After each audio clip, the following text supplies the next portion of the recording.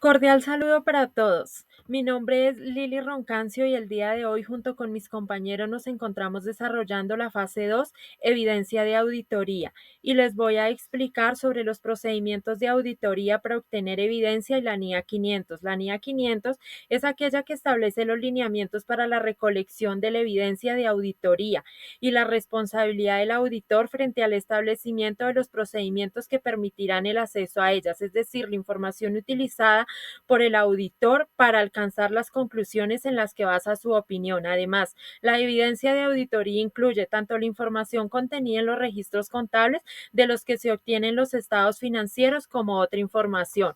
No obstante, les voy a explicar algunos procedimientos para obtener la evidencia de auditoría, entre los que encontramos las confirmaciones externas, que es la correspondencia en bancos para confirmar saldos de cuentas bancarias o con clientes para confirmar saldos de cuentas por cobrar. Además, la inspección de documentos, que se refiere a la revisión de facturas, contratos y registros contables para obtener y verificar las transacciones y saldos. Además de la observación, que se refiere a observar procesos y controles internos en funcionamiento, y un ejemplo claro de ello es el proceso de conteo de inventarios. Además, por otra parte, encontramos las pruebas sustantivas, que es la realización de pruebas directas sobre las transacciones y saldos como pruebas de cálculos. Gracias.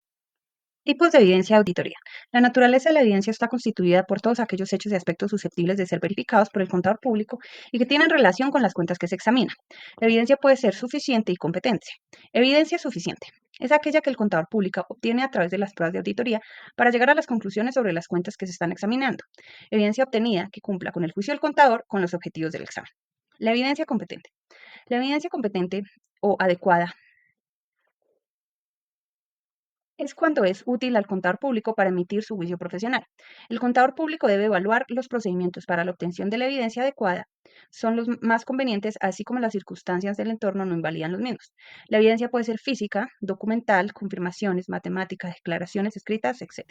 NIA 501. Alcance. Esta norma trata de las consideraciones que el auditor debe tener en relación con la obtención de evidencia de auditoría suficiente y adecuada y de conformidad con la NIA 330, 500 y otras NIAs aplicables con respecto a determinados aspectos. El objetivo.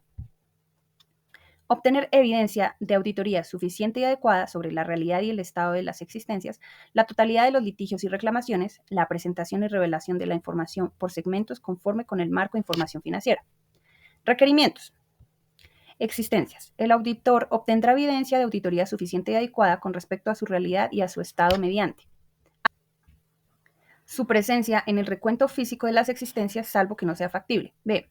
Aplica los procedimientos de auditoría a los registros finales de la existencia de la entidad con el fin de determinar si se reflejan con exactitud los resultados reales del recuento de las existencias. Litigios y reclamaciones. El auditor diseñará y aplicará procedimientos de auditoría con el fin de identificar los litigios y las reclamaciones que pueden originar un riesgo incorreccional material. Información por segmentos. El auditor obtendrá evidencia de auditoría suficiente y adecuada con la presentación y revelación de la información por segmentos de conformidad con el marco de información financiera. Cordial saludo, mi nombre es Diana Kimberly Porras y vengo a hablarles acerca de las principales características de la evidencia de la auditoría.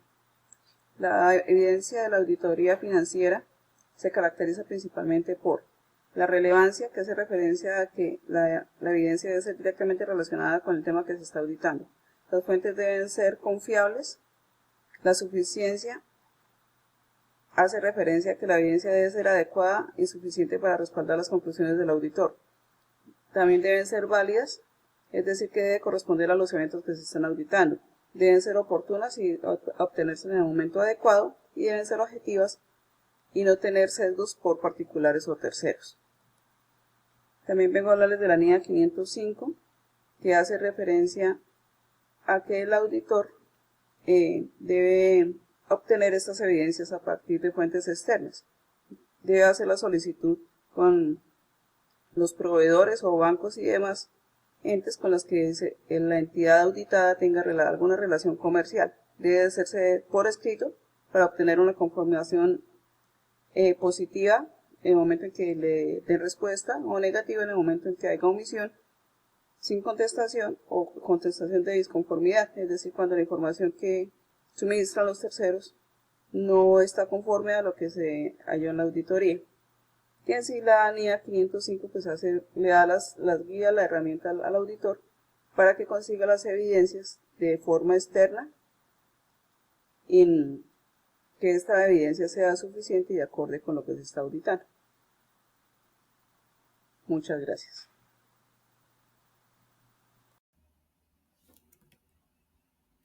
Hola a todos, voy a hablarles acerca de la NIA 530, muestreo de auditoría. Lo que busca esta NIA es proporcionar una base razonable para que el auditor pueda sacar conclusiones sobre la población de la que se ha extraído la muestra. Las definiciones claves para este caso es muestreo de auditoría. Nos referimos a la aplicación de procedimientos de auditoría a menos del 100% de los elementos a auditar. Y desviaciones sin correcciones, donde nos referimos a diferencias entre los resultados esperados y los obtenidos. Los requerimientos para este caso es del diseño y la selección de la muestra, donde determinamos el tamaño y los elementos a comprobar. Luego aplicamos a los procedimientos donde se realizan las pruebas de control y detalle. Y por último, ya evaluamos los resultados donde se analizan las desviaciones e incorrecciones y extrapolamos los resultados. Por otro lado, tenemos la NIA 540, donde nos referimos a la auditoría de estimaciones contables. Lo que busca esta NIA es evaluar si las estimaciones contables y la información revelada son razonables y están adecuadamente presentadas.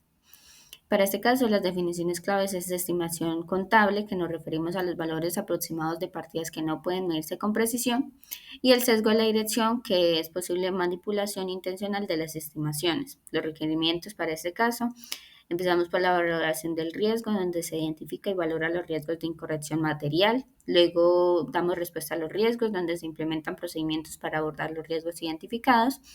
Por último, hacemos la evaluación global, donde se revisa la razonabilidad de las estimaciones y la revelación de la información. Muchas gracias.